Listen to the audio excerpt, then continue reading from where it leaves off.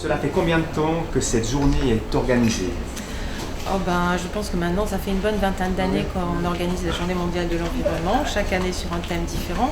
Le but étant de sensibiliser en fait tous nos citoyens, concitoyens, mais aussi les gouvernements, les acteurs publics et privés aux questions d'environnement, pour pouvoir prendre action, bien entendu. Quel est le thème de cette année? Cette année est un thème particulièrement intéressant, mais par contre assez complexe. En résumé, nous sommes 7 milliards d'humains sur la planète, et si nous continuons à consommer au rythme actuel, il nous faudra en 2050 3 planètes pour nous nourrir et fonctionner et vivre comme nous le faisons maintenant. L'idée de base étant donc de sensibiliser aujourd'hui sur nos modes de consommation afin de pouvoir corriger le cursus de la planète et essayer de se contenter d'une planète, y compris en 2050. Les thèmes de la Journée mondiale de l'environnement sont choisis, proposés par le Programme des Nations Unies pour l'environnement, discutés avec nos États, les États membres du programme. Et donc, normalement, nous avons chaque année le thème, un accord sur le thème 6 mois avant l'événement. Le but étant d'avoir une dissémination de l'information la plus large possible. Les actions sont à la fois dans le cadre de nos activités en tant que Nations Unies et Programme des Nations Unies, mais aussi dans le cadre de toutes les actions et initiatives citoyennes qu'il peut y avoir autour de la planète. Donc ils peuvent être très bien, gérés par des acteurs publics, mais tout aussi bien par des acteurs privés qui ont envie de prendre part justement à la dissémination de l'information. Et pour Genève, justement, qu'est-ce qui est prévu aujourd'hui? Vu que c'est quand même la journée mondiale de l'environnement, est-ce qu'il y a des manifestations qui sont prévues tout au long de la journée? Genève est une plateforme extraordinaire pour les questions d'environnement. Beaucoup d'acteurs sont présents. Donc c'est pas seulement aujourd'hui, mais ça a déjà commencé en début de semaine. Donc avec beaucoup d'actions liées à des activités encore une fois citoyennes. On a eu par exemple un quiz sur les questions d'environnement qui a été organisé avec 200 personnes qui ont participé. C'est quand même assez lourd à organiser, mais c'est beaucoup une partie de plaisir. Il y a des expositions qui sont là à la Maison internationale de l'environnement, mais aussi au Palais des Nations. Nous avons des projections de films. Le film, je pense qu'il y avait une affiche qui a disparu, mais un film qui s'appelle Virunga sur les grands singes.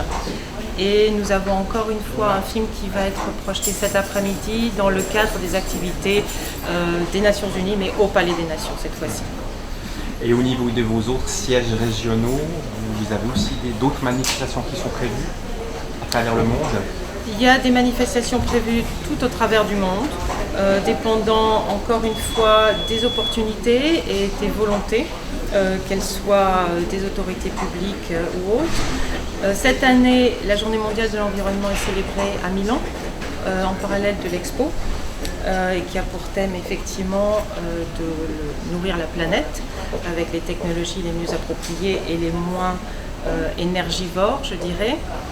Nous avons des activités tout autour de l'Europe, à Bruxelles, à Vienne, dans beaucoup d'endroits et bien entendu dans d'autres régions du monde, que ce soit Amérique latine, Afrique, partout où nous pouvons le faire.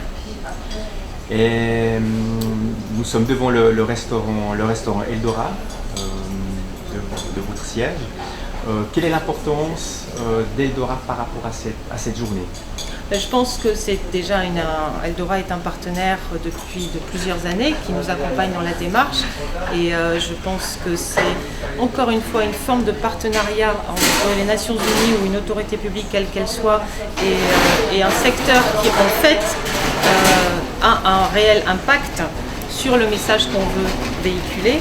Donc c'est ce genre de partenariat dont on a absolument besoin pour justement pouvoir faire notre travail correctement. Donc pour vous, Eldora, c'est aussi un vecteur de communication? Tout à fait. C'est un vecteur de communication, c'est aussi un exemple.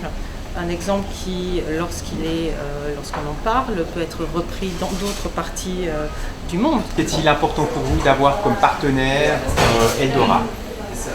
Eh bien, tout simplement parce que nous avons besoin de tels partenariats pour pouvoir véhiculer les messages qu'on souhaite véhiculer et aussi pour pouvoir montrer que ce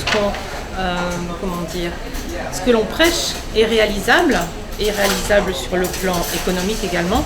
Donc, de tels partenariats sont absolument essentiels pour ce qu'on veut faire et surtout pour communiquer avec le public. Et Eldora aujourd'hui s'associe aussi en réalisant un menu spécial, donc avec des produits locaux, des produits typiquement nous sommes à Genève avec des produits GRTA. Là aussi, vous pensez que cette approche sensibilise aussi vos collaborateurs? Complètement, parce que cette approche-là est aussi une approche éducative, d'où l'importance d'avoir de tels événements et d'avoir des propositions de façon régulière sur des produits tels que ceux-là, des produits de proximité.